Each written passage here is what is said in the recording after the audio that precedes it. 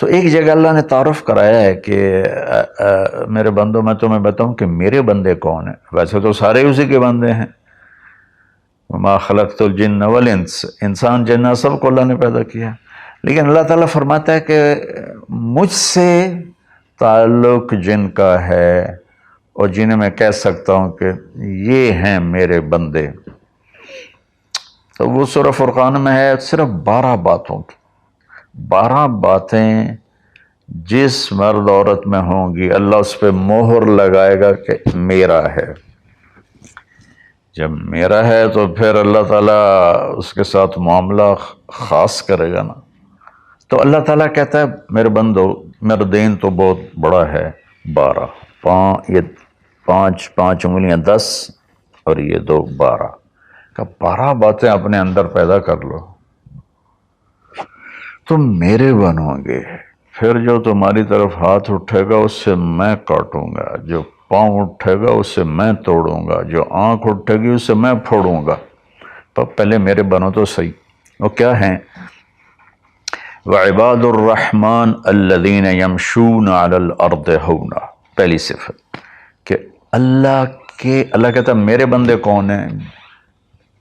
کہتا ہے جو زمین پر عاجزی اور تواضع اختیار کرے. اللہ اکبر. زمین جب کسی کو اقتدار مل جاتا ہے تو اکڑ کے چلتا ہے، پیسہ مل جاتا ہے اکڑ کے چلتا ہے، شہرت مل جاتی ہے اکڑ کے چلتا ہے. تو اللہ نے کہا پہلی نشانی کیا ہے؟ عاجزی اختیار کرو. تو کوئی وظیفہ نہیں بتایا، کوئی تسبیح نہیں بتائی، کہا عاجزی اختیار کرو. اپنی حیثیت کو یاد رکھو کہ اول نطفہ ہوں، آخر ایک مردار ہوں، کچھ عرصے کے بعد چند مٹھی مٹی ہوں، اور پھر اللہ مجھے کھڑا کرے گا تو اس دن دیکھا جس کی نیکیاں بڑھیں گی تو وہ عزت دار ہے، جس کی گھٹ گئیں وہ ذلیل و خوار ہے. تو پہلی صفت ہے کہ اللہ کے بندے وہ ہیں جو عاجزی اختیار کرتے ہیں. صرف یہ نہیں کہ زمین پر تواضع سے چلنا، نہیں، وہ پوری زندگی ان کی عاجزی کی ہوتی ہے. سورہ لقمان میں ہے کہ لا تمش فی الارض مرحا، بیٹا اکڑ کے کبھی نہ چلنا. انک لن تخرق الارض ولن تبلغ الجبال طولا، کہ تو نہ تو پہاڑوں سے اوپر قد لے جا سکتا ہے، نہ ایڑی مار کے زمین پھاڑ سکتا ہے. تو ایک میں مختصر بیان کرتا ہوں تواضع. دوسری تواضع سے جڑی ہوئی بات ہے کہ تواضع کا پتہ کب چلے گا؟ وہ دوسری صفت ہے وَإِذَا خَاطَبَهُمُ الْجَاهِلُونَ قَالُوا سَلَامًا. سبحان اللہ. جب ان سے کوئی، یہاں جاہلون سے مراد ان پڑھ نہیں، جاہلون سے مراد ہے زیادتی کرنے والا. وَأَعُوذُ بِكَ مِنْ أَنْ أَجْهَلَ أَوْ يُجْهَلَ عَلَيَّ. یا اللہ میں پناہ چاہتا ہوں کوئی میرے اوپر زیادتی کرے یا میں کسی پر زیادتی کروں. یہاں جہالت سے مراد ہے زیادتی کرنے والا، بدتمیزی کرنے والا. تو وہ کیا کرتے ہیں؟ قالوا سلاما. وہ یہ نہیں کرتے کہ اس سے کتنے لوگ قطع تعلق مراد لیتے، باجی السلام علیکم تو ڈرا ہو رے سا ڈرا ہو رے. تو میرا اللہ یہ نہیں کہہ رہا. میرا اللہ کہہ رہا جب ان سے کوئی غلط گفتگو کرتا ہے، غلط معاملہ کرتا ہے، بدتمیزی کرتا ہے تو وہ آگے تمیز کے ساتھ بات کرتے ہیں. وہ غصے سے بپھر نہیں جاتے، وہ اس کے لہجے میں بات نہیں کرتے، وہ ٹھنڈے مزاج کے ساتھ اللہ اس کے رسول کو سامنے رکھ کر وہ بات کرتے ہیں. 2. تیسری فرمائی والذین یبیتون لربہم سجدا وقیاما. عبادت کو تیسرے نمبر پر لائے کہ میرے بندوں کی تیسری بڑی صفت یہ ہے کہ وہ رات کو اٹھتے ہیں اور مجھے یاد کرتے ہیں. اچھا، اب آج کل سستی کا زمانہ ہے. میرے نبی نے ایک حدیث سنائی تو وہ بہت بڑی خوشخبری ہے آپ کے لیے.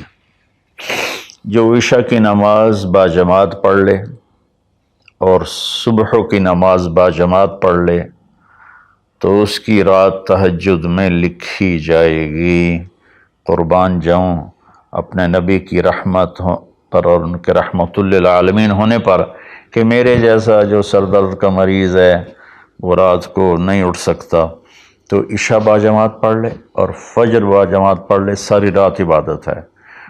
باقی یہ تو ہے یعنی بالکل وہ 33 نمبر والا کام ہے، لیکن ہم پاس لوگوں میں شمار ہیں، اس صفت کے حقدار کہلائیں گے۔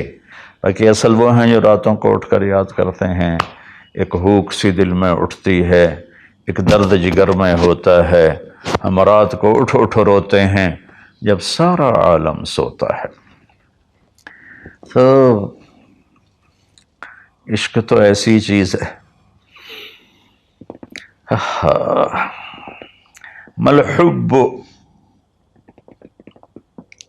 کلام قد نزخرفہ ان المحبت قلب وہبناہ۔ محبت اسے نہیں کہتے کہ محبوب کو چکنی چپڑی باتیں کو، جی میں قربان جاؤں، میں صدقے جاؤں، میں واری جاؤں، آپ کے بغیر تو جی نہیں سکتا، باتوں سے نہیں کہ محبت ہے دل کو اس کے قدموں پہ نچھاور کر دو۔ بہت خوبصورت بات اللہ نے کی ہے۔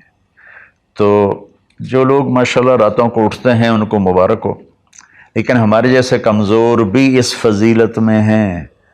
عشاء با جماعت پڑھ لو، فجر با جماعت پڑھ لو، اور پھر اللہ تعالیٰ پہ قربان جائیں کہ ان کی جو ہے نا دعا اللہ تعالیٰ بتاتا ہے، والذین یقولون ربنا اصرف عنا عذاب جہنم ان عذابها کان غراما۔ وہ اللہ ان کی دعا بتا رہا ہے کہ وہ کہتے ہیں یا اللہ ہم سے عذاب جہنم دور فرما، چونکہ یہ نہ ٹلنے والا عذاب ہے جو چمٹ جاتا ہے، اور وہ انہا ساءت مستقرا و مقاما، اور یا اللہ وہ بہت ہی برا ہے، بہت ہی برا ہے۔ تو تہجد اور دعائیں، دعا بہت بڑی طاقت ہے، بہت بڑی طاقت ہے، بہت بڑی طاقت۔ ہم نے دعا ایسے ہی بنائی ہوئی ہے، فرض نماز کے بعد مولوی صاحب رٹے رٹائے جملے بولتے ہیں، ہم پیچھے آمین کہتے ہیں۔ دعا وہ ہے جو آپ تنہائی میں اللہ کے سامنے گڑ گڑا کر بولتے ہیں۔ میرے نبی نے فرمایا اللہ کے سامنے روو، اچھا اگر علم تبکو فتباکو، اچھا اگر تمہیں رونا نہیں آتا نا تو رونے کی شکل بنا لو۔ چوتھی چیز بتاتے ہیں، والذین یقولون ربنا اصرف عنا عذاب جہنم ان عذابها کان غراما انہا ساءت مستقرا و مقاما۔ یا اللہ جہنم سے بچانا اور جہنم کے عذاب سے بچانا، وہ اللہ آپ پہ ہی معاف کرے گا۔ یہ ہمارے اب تو عام ماحول میں جی اللہ آپ پہ ہی معاف کرے گا، اللہ بڑا غفور الرحیم ہے، اللہ آپ پہ ہی معاف کرے گا۔ تو میں تو اپنے ماحول میں بات کرتا ہوں اپنے عزیز رشتہ داروں سے کہ اللہ آپ پہ ہی کپا کٹ دے گا، سپرے نہ کرو، پانی نہ لاؤ، کھاد نہ دیو، آپ بہے کوئی بی پا دیو، اللہ آپ پہ ہی کٹ دے گا۔ لے جی مولانا صاحب کہیں گل نہ کریں دیو، بھلا کدی پانی تے کھاد تے سپرے تو بغیر بھی کاشا ہوئی۔ تو اللہ یہی کہہ رہا ہے کہ ڈرو مجھ سے اس جہنم کے عذاب سے اور اس سے بچاؤ کا راستہ اختیار کرو۔ پانچویں بات کیا ہے؟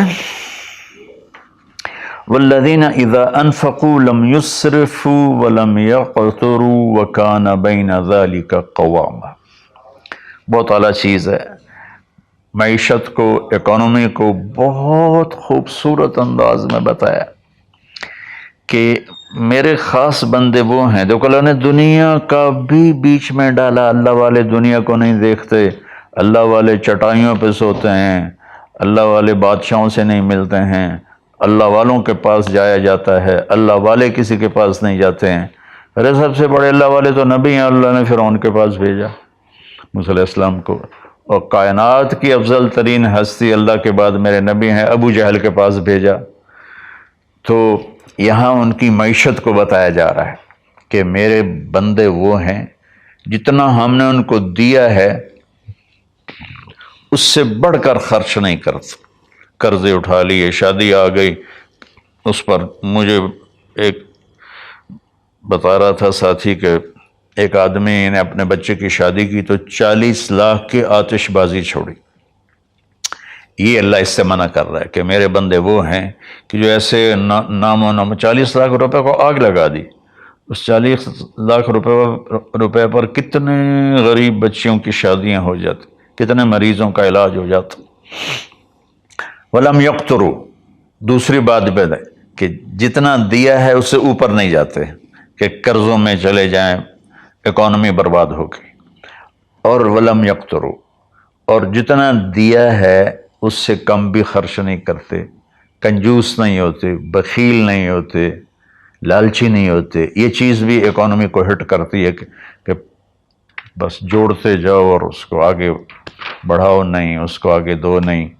تو اللہ تعالیٰ پہ قربان جاؤں، اس نے خاص طور پر ہمارے معاشرے میں اللہ والا وہ سمجھا جاتا ہے جس کو دنیا کی خبر ہی کوئی نہ ہو، اور اللہ والا وہ ہوتا ہے جو بس مسلح پہ بیٹھا رہتا ہے۔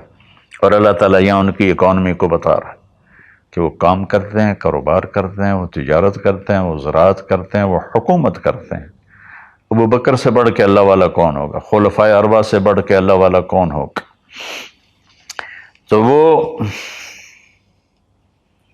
اپنے خرچ کو بیلنس کرتے ہیں۔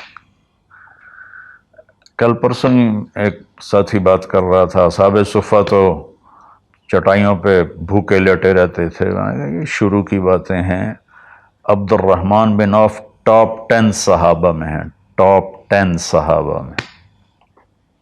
جب ان کا انتقال ہوا تو ان کی 4 بیویوں کو جو 1/8 ملا وہ 48,000 دینار تھے۔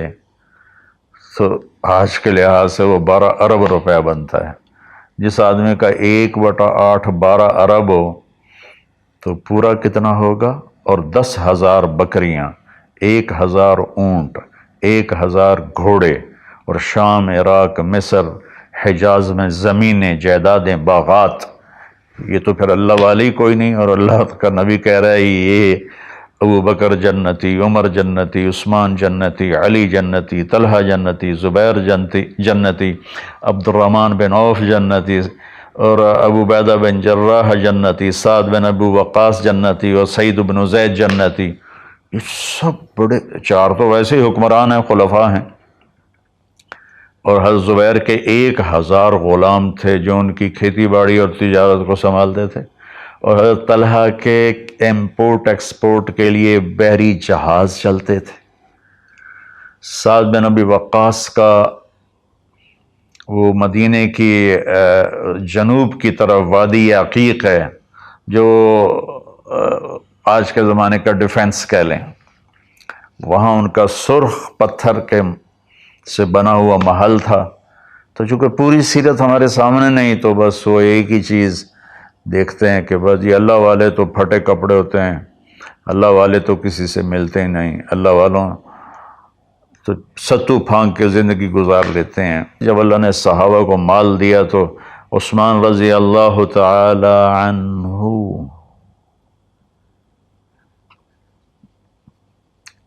کہنے لگے اپنی بیوی نائلہ کے لیے میں نے چادر خریدی ہے 300 دینار میں، 300 دینار میں، جو 7.5 کروڑ روپیہ بنتا ہے۔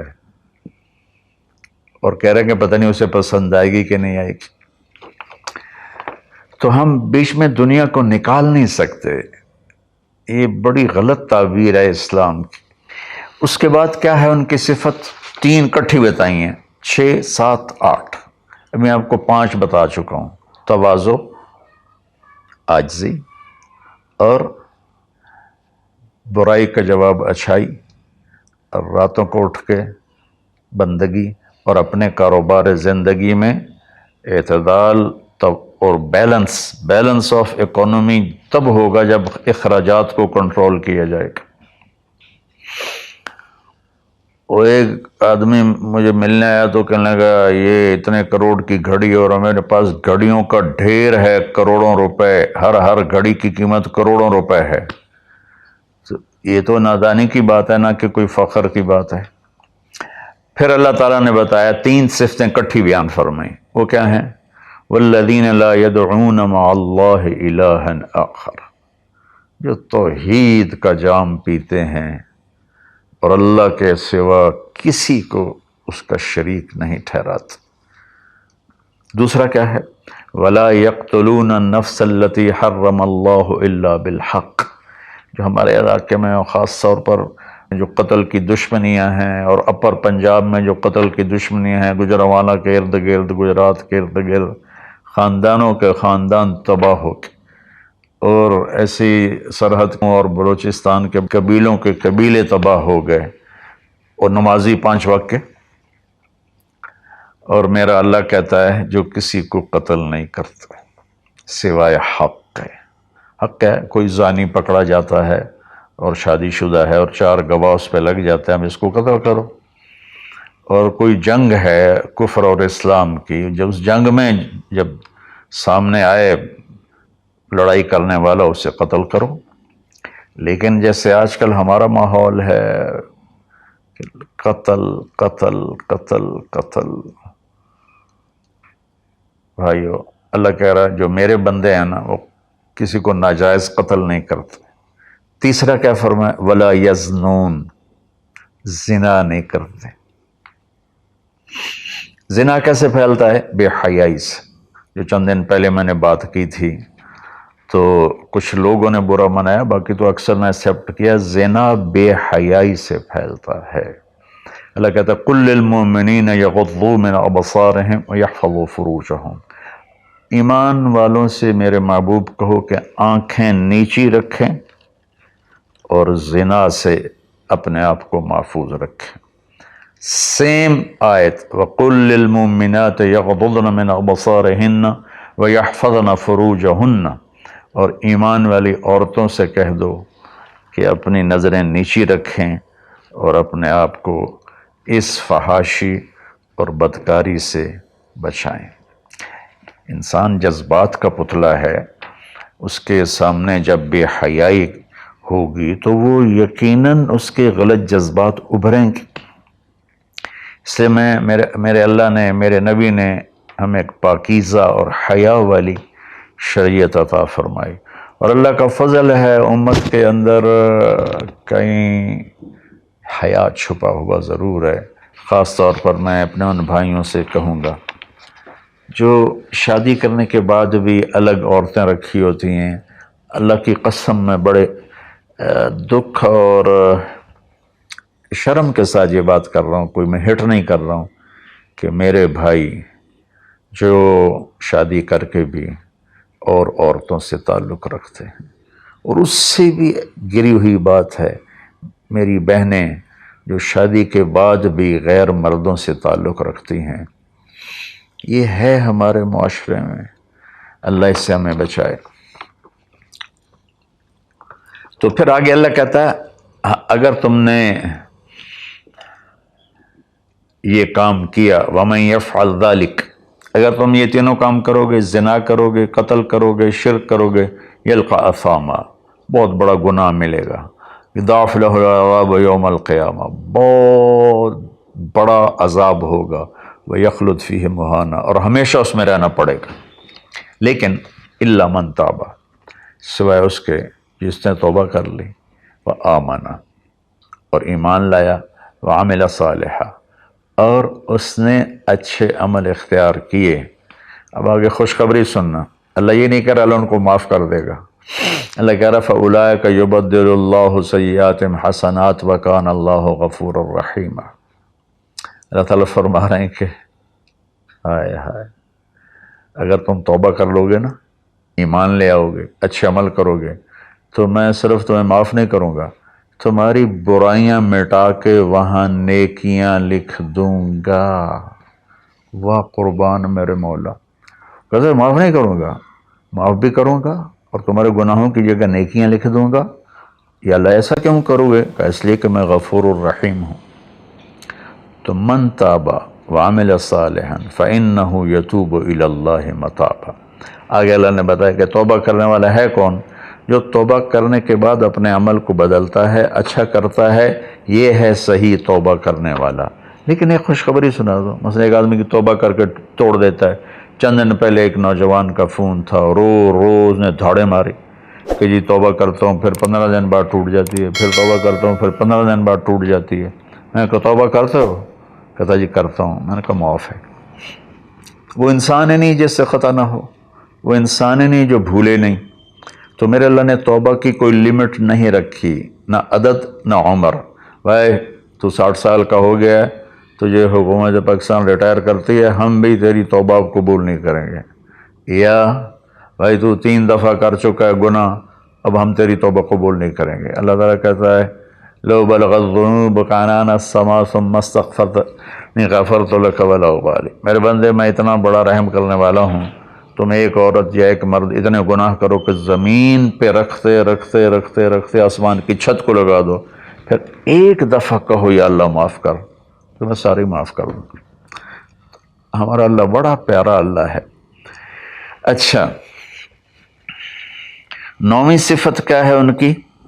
والذین لا یشہدون الزور واذا مروا باللغو مروا کراما. اس کا ایک ترجمہ تو یہ ہے کہ جہاں گندی محفل ہو اور شرابی کی محفل چل رہی ہے، یا کوئی ناچ گانے کی محفل چل رہی ہے، یا کہیں کسی کی غیبت ہو رہی ہے، برائی ہو رہی ہے، کسی پہ ظلم ہو رہا ہے، تو وہ اس میں شامل نہیں ہوتے، چپ کر کے دائیں بائیں سے نکل جاتے ہیں. دوسرا ترجمہ یہ ہے کہ جو جھوٹی گواہی نہیں دیتے، جو جھوٹی گواہی نہیں دیتے. اچھا، اس میں ایک بڑی اور خوبصورت بات ہے، مروا کراما وَإِذَا مروا باللغو مروا کراما. میں دیکھوں گا شراب پی رہے ہیں بچے تو میں کہوں بدبخت، نامراد، ذلیل، کمینے، شرابیں پی رہے ہیں، چرس بیچ رہے ہیں یا چرس پی رہے ہیں، میرا یہ معاملہ ہوگا. لیکن مروا کرا، جب وہ کسی غلط محفل کو دیکھتے ہیں تو عزت کے ساتھ گزر جاتے ہیں، یعنی اپنا دامن بھی بچاتے ہیں، اور جو برائی کر رہے ہوتے ہیں ان کو بھی حقیر نہیں سمجھتے. میں اپنے دیندار طبقے کے سامنے ہاتھ جوڑتا ہوں کہ غلط راہوں پہ چلنے والوں کو حقیر نہ جانیں، ان سے نفرت نہ کریں، ان سے پیار کریں. میں اپنے گاؤں میں ہوں، تلمبا 3 کلومیٹر ہے، 250 طوائفیں ہیں. ان کو صرف بیٹی کہنے پر ان کی زندگی کیا سے کیا ہوگی. وہ کچھ ان کا وظیفہ لگایا تھا تو ان کی زندگی کیا سے کیا ہوگی. تو بھائی کسی کو حقیر نہ جانو، کسی سے نفرت نہ کرو، چاہے کوئی غیر مسلم ہے چاہے کوئی مسلم ہے، لیکن تمہارے عقائد کے خلاف ہے، یا تمہارا جھگڑا ہے، تمہاری لڑائی ہے، یا وہ زانی ہے، شرابی ہے، جواری ہے، نفرت نہ کرو، نفرت نہ کرو، نفرت نہ کرو. اور 10ویں ہو گئی وَإِذَا مَرُّوا بِاللَّغْوِ مَرُّوا كِرَامًا، کہ وَالَّذِينَ إِذَا ذُكِّرُوا بِآيَاتِ رَبِّهِمْ لَمْ يَخِرُّوا عَلَيْهَا صُمًّا وَعُمْيَانًا.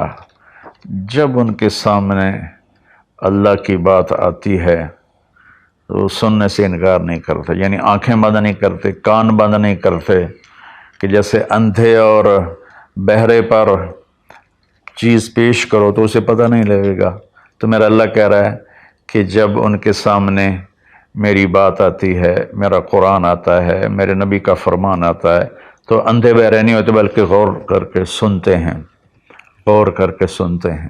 تو اللہ ایک ان کی صفت یہ بتا رہے ہیں کہ وہ اللہ کا کلام سنتے ہیں تو تاثر لیتے ہیں اور اپنے آپ کو بدلتے ہیں، اور اپنے گناہوں پر باقی نہیں رہتے بلکہ اپنے آپ کو توبہ کرتے ہیں اللہ کے سامنے. پھر جب توبہ ٹوٹ جائے پھر رو دھو کے توبہ کرتے ہیں. 11.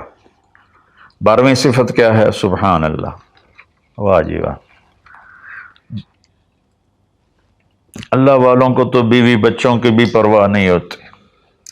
اللہ والوں کے گھروں میں تو فاقے ہوتے ہیں. اب یہ اللہ والوں کی بات بتا رہا ہوں. والذین یقولون ربنا هب لنا من ازواجنا وذریاتنا قرۃ اعین وجعلنا للمتقین اماما. سبحان اللہ. جو کہتے ہیں یا اللہ ہمیں ہمارے ازواج یعنی بیویاں، ہماری اولادیں ایسی دے جو آنکھوں کی ٹھنڈک بن جائیں، اور ہمیں متقین کا سردار بنا، امام بنا. اپنی وجاہت مانگتے ہیں، وجاہت۔ اچھا، حب، وہبا، آتا، اعطا، تین لفظ ہیں دینے کے، آتا دیا، اعطا دیا، وہبا دیا، لیکن تینوں کے مطلب الگ الگ ہیں۔ آتا کہ میں نے آپ کو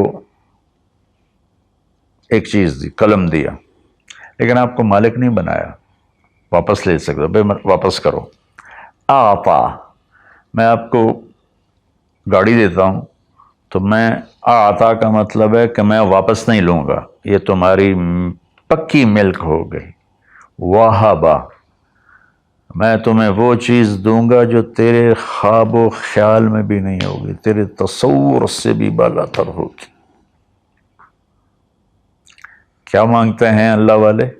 یا اللہ میری بیوی ایسی ہو، اتنی اچھی ہو کہ میرے تصور سے بھی بالا تر ہو، میری اولاد ایسی ہو، اتنی نیک ہو، اتنی صلاحیت والے ہوں کہ میرے تصور سے بھی بالا تر ہوں۔ اللہ ہمیں یہ دعا سکھا رہا ہے، یہ نہیں کہا کہ مانگو آتے نہ، کہہ رہا ہے حب لنا، یا اللہ ہمارے گمان سے بھی اوپر کر کے بیوی اور بچے دے، اور ہمیں دنیا میں وجاہت دے، عزت دے۔ اس کا مانگنا انسانی حقوق میں شامل ہے۔ ہاں، ایسی وجاہت اور ایسی شہرت جس کے پیچھے شیطانی کام ہو وہ حرام ہے، ورنہ عزت نفس تو ہر انسان کو پیاری ہے۔ اور پھر اللہ تعالیٰ کہتا ہے قرۃ اعین، آنکھیں ٹھنڈی ہو جائیں۔ اس سے بڑی تعبیر پورے کلام عرب میں نہیں ہے اندر کی خوشی کی، آنکھیں ٹھنڈی ہو جانا۔ اس کا الٹا محاورہ ہے اسقط اللہ عینک، اللہ تیری آنکھیں گرم کرے، یعنی تجھے تکلیف دیکھنی پڑے، اللہ تیری آنکھیں ٹھنڈی کرے، یعنی تمہیں سکھ دیکھو، تم سکھ دیکھو۔ اور پھر آگے اللہ تعالیٰ کیا کہتا ہے؟ اولئک یجزون الغرفۃ بما صبروا، یہ ہیں وہ جن کو صبر کے بدلے جنت کے بڑے گھر ملیں گے۔ وَيُلَقَّوْنَ فِيهَا تَحِيَّةً وَسَلَامًا، جس میں گاڈ آف آنر ان کو پیش کیا جائے گا، سلام کیا جائے گا۔ خالدین فیہا، اس میں ہمیشہ رہیں گے۔ حسنت مستقرا و مقاما، جو ہمیشہ کے لیے خوبصورت رہے گا، اس کا حسن بڑھتا رہے گا، اور تمہارا بھی قیام کبھی نہ ختم ہوگا۔ میری بات تھوڑی لمبی ہو گئی، معافی چاہتا ہوں، لیکن میرے دوستو اللہ کے واسطے جو کام کرو اللہ کے بندے بن کے کرو۔ سیاست کرنی ہے اللہ کے بندے بن کے کرو، تجارت کرنی ہے اللہ کے بندے بن کے کرو، ملازمت کرنی ہے اللہ کے بندے بن کے کرو، زراعت کرنی ہے اللہ کے بندے بن کے کرو۔